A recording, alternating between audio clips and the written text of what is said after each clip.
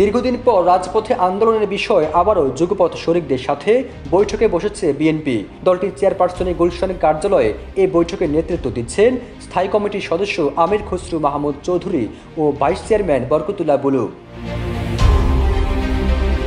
যুগপৎ আন্দোলনের সব শরিক দল ও জোটের সঙ্গে বৈঠক শেষে আন্দোলনে যাওয়ার চিন্তা করছে বিএনপি। তবে শরিকদের সাথে নিয়ে একসঙ্গে মাঠে থাকবে নাকি ভিন্ন ভিন্ন ইস্যুতে আন্দোলনে দেখা মিলবে তা এখনও স্পষ্ট করেনি দলটি।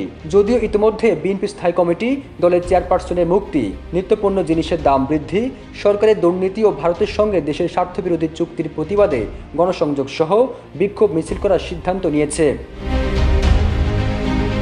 নাম প্রকাশে অনিচ্ছুক বিএনপির এক নেতা জানান, 250-টিরও বেশি ডিজাইন অপশন নিয়ে ওয়ালটন স্মার্ট ফ্রিজ, বোঝে আপনার প্রয়োজন।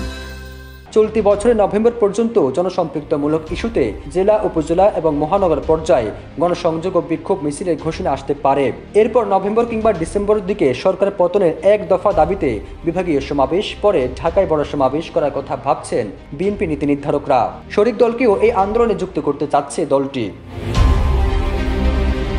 জানা যায়, জনসম্পৃক্তমূলক ও দুর্নীতি বিরোধী ইস্যুতে যুগপৎভাবে আন্দোলন নীতিগত সিদ্ধান্ত নিয়েছে বিএনপি। এসব ইস্যুতে শরিক দলের বাহিরে অন্যান্য দলগুলোকে যুক্ত করতে চায় বিএনপি।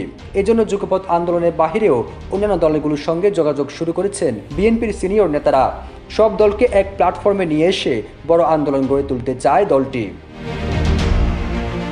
বিএনপি স্থায়ী কমিটির সদস্য আমির খসরু মাহমুদ চৌধুরী গণমাধ্যমকে বলেন, যে আন্দোলন জনগণ শুরু করেছে সেটা পরিণতি না হওয়া পর্যন্ত থামবে না।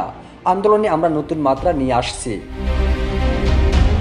এদিকে নাম প্রকাশে অনিচ্ছুক স্থায়ী কমিটির এক সদস্য জানান, আন্দোলনের ঘোষণার তারিখ এখনও চূড়ান্ত হয়নি, তবে খুব শীঘ্রই আপনারা জানতে পারবেন।